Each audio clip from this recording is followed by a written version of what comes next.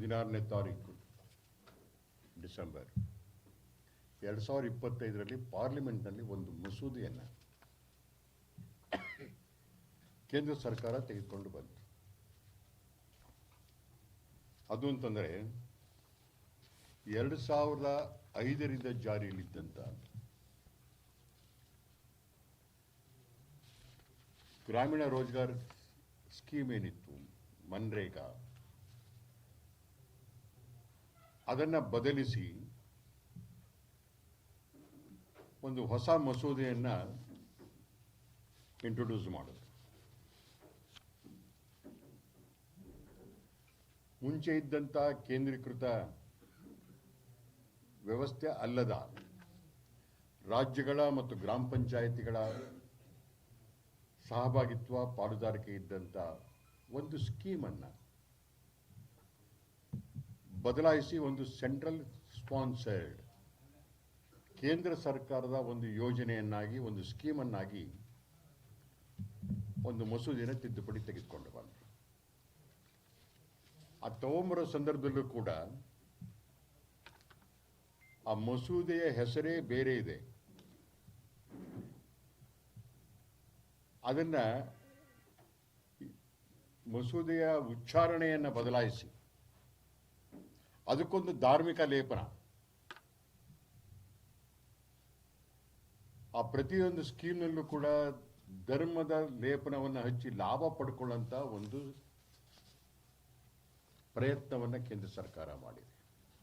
ಅದು ಅಂತಂದರೆ ಅದರಿಗೂ ಇದ್ದಂಥ ಮಹಾತ್ಮ ಗಾಂಧಿ ರಾಷ್ಟ್ರೀಯ ಗ್ರಾಮೀಣ ಉದ್ಯೋಗ ಖಾತ್ರಿ ಯೋಜನೆ ಏನಿತ್ತು, ಮನ್ರೇಗಾ, ಅದನ್ನು ರದ್ದುಪಡಿಸಿ ಪ್ರಚಾರ ಕೊಟ್ಟಿದ್ದು ಜಿ ರಾಮ್ಜಿ ಅಂತ. ಆ ಜಿ ರಾಮ್ಜಿಗೂ ಮಸೂದೆಗೂ ಯಾವುದೇ ಸಂಬಂಧವೇ ಇಲ್ಲ. ರಾಮನ ಹೆಸರು ತರುವಂಥ ಒಂದು ಕುತಂತ್ರ ರಾಜಕಾರಣ. ಮಸೂದೆ ಹೆಸರಿತ್ತು ವಿ ಗ್ರಾಮ್ ಜಿ ಅಂತ, V GRAM G, GRAM GRAM. V ಅಂದರೆ ವಿಕಸಿತ ಭಾರತ್, ಗ್ರಾಮ್ ಅಂದರೆ ಗ್ರಾಮೀಣ guarantee for Rozgar and Ajeevika mission, GRAM. Bracket ಒಳಗೆ ಗ್ರಾಮೀಣ ಅಂತ ಇದೆ ಮಸೂದೆ. ಆ ಮಸೂದೆ ಹೆಸರು Viksit Bharat guarantee for Rozgar and Ajeevika mission, ಬ್ರಾಕೆಟಲ್ಲಿ ಗ್ರಾಮೀಣ್. ಆದರೆ ಅದರಲ್ಲಿ ಯೋಜನೆಯಿಂದ ಬಡವರಿಗೆ ಅನುಕೂಲ ಆಗುವ ಅಂಶಗಳಿಗಿಂತ ಜಾಸ್ತಿ ಧಾರ್ಮಿಕ ಲೇಪನವನ್ನು, ರಾಮನ ಲೇಪನವನ್ನು ತರೋದ್ರ ಮೂಲಕ ಅದರ ಮರೆಯಲ್ಲಿ ಮಹಾತ್ಮ ಗಾಂಧಿ ಹೆಸರನ್ನ ಕೈ ಬಿಡುವಂಥದ್ದು. ಗ್ರಾಮೀಣ ಭಾರತದ ಕನಸು ಕಂಡಂಥ ಸಶಕ್ತ ಗ್ರಾಮೀಣ ಬದುಕು ಹೇಗಿರಬೇಕು ಅಂತ ಹೇಳಿ ಯೋಚನೆ ಮಾಡಿದಂಥ ಮಹಾತ್ಮ ಗಾಂಧಿಯವರ ಹೆಸರಿನ ಯೋಜನೆಯನ್ನು ವಿನಾಕಾರಣ, ಸಂಬಂಧವೇ ಇಲ್ಲ, ತಾವು ಮಾಡುವುದಾಗಿದ್ರೆ ಬೇರೆ ಒಂದು ಹೊಸ ಸ್ಕೀಮನ್ನೇ ಮಾಡಬಹುದಾಗಿತ್ತು. ಆದರೆ ಮಹಾತ್ಮ ಗಾಂಧಿ ಹೆಸರನ್ನು ಕೈ ಬಿಡೋಕ್ಕೋಸ್ಕರ ರಾಮನ ಹೆಸರನ್ನ ಪ್ರಯೋಗ ಮಾಡಿದರೆ ಹೊರತು ಆ ಇಡೀ ಯೋಜನೆಗಳಿಗೆ ಎಲ್ಲೂ ರಾಮನೇ ಇಲ್ಲ. ಒಂದು ರೀತಿಯ ಹೊಸದಾಗಿ ಫ್ಲೋಟಿಂಗ್, ಜನರನ್ನ ಮಿಸ್ಗೈಡ್ ಮಾಡ್ತಕ್ಕಂಥ, ಇನ್ಕ್ಲೂಡಿಂಗ್ ರಾಜಕೀಯ ಪಕ್ಷಗಳನ್ನು ಕೂಡ. ರಾಜಕೀಯ ಪಕ್ಷಗಳು ಏನು ತಿಳ್ಕೊಂಡಿದ್ದೆ, ಜಿ ರಾಮ್ಜಿ ಅಂತಲೇ ಮಾತಾಡ್ತಾ ಇದ್ದೀವಿ. ಅದು ಜಿ ರಾಮ್ಜಿ ಅಲ್ಲವೇ ಅಲ್ಲ. ರಾಮನ್ನ ಹುಟ್ಟಾಕಿರೋದು ಬಿಟ್ಟರಲ್ಲಿ ಬಿಲ್ಲಲ್ಲಿ ಗೊತ್ತು ಏನು ಸಂಬಂಧವೇ ಇಲ್ಲ. ಅದು Viksit Bharat guarantee for Rozgar and Ajeevika mission, ಬ್ರಾಕೆಟಲ್ಲಿ ಗ್ರಾಮೀಣ, ಅದನ್ನು ಜಿ ಮಾಡಿದ್ರು. ಈ ಥರ ಒಂದು ಒಳ್ಳೆಯ ಸ್ಕೀಮನ್ನು ರದ್ದುಪಡಿಸಿ ಬಡವರಿಗೆ ಆಧಾರವಾಗಿದ್ದಂಥ ಗ್ರಾಮೀಣ ನಿರುದ್ಯೋಗವನ್ನು ಹೋಗಲಾಡಿಸ್ತಕ್ಕಂಥ ಒಂದು ಯೋಜನೆ ಏನಿತ್ತು ಮನ್ರೇಗಾ, ಅದು ನಮ್ಮ ಗ್ರಾಮ ಪಂಚಾಯತ್ಗಳಿಗೆ ಸಿಕ್ಕಂಥ ಒಂದು ಅದ್ಭುತ ಯೋಜನೆ. ಗ್ರಾಮದಲ್ಲಿರ್ತಕ್ಕಂಥ ಸಶಕ್ತ ನಿರುದ್ಯೋಗಿ, ಕೆಲಸ ಮಾಡಲಿಕ್ಕೆ ತಯಾರಿರ್ತಕ್ಕಂಥ ವ್ಯಕ್ತಿಗಳಿಗೆ ಅನ್ಸ್ಕಿಲ್ಡ್ ಅಂಥವರಿಗೆ ಉದ್ಯೋಗ ಕೊಡುವಂಥ ಉದ್ಯೋಗ ಖಾತ್ರಿ ಯೋಜನೆ ಅದು. ನಮಗೆ ಬಹಳ ಅನುಕೂಲವಾಗಿತ್ತು ಅದು ಗ್ರಾಮದಲ್ಲಿ.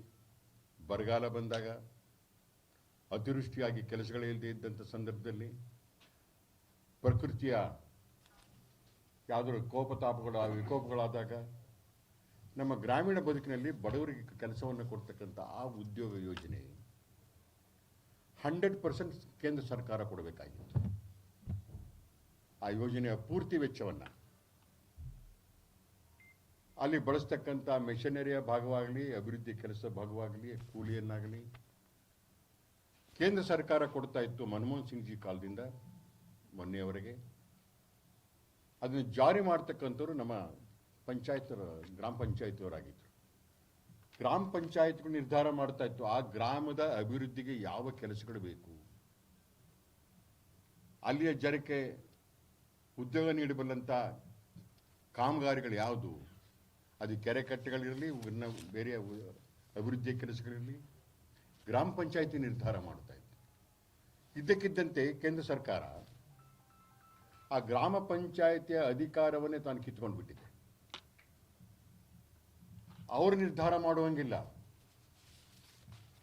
ಇಲ್ಲಿಂದ ಪ್ರಪೋಸಲ್ ಕಳಿಸ್ಬೇಕು, ಕೇಂದ್ರ ಸರ್ಕಾರದ ಕಡೆಯಿಂದ ಒಂದು ಆ ಕೋಆರ್ಡಿನೇಷನ್ ಕಮಿಟಿ ತೀರ್ಮಾನವನ್ನು ಮಾಡುತ್ತೆ ಈ ಕಾಮಗಾರಿ ಬೇಕೋ ಬೇಡೋ ಅಂತ.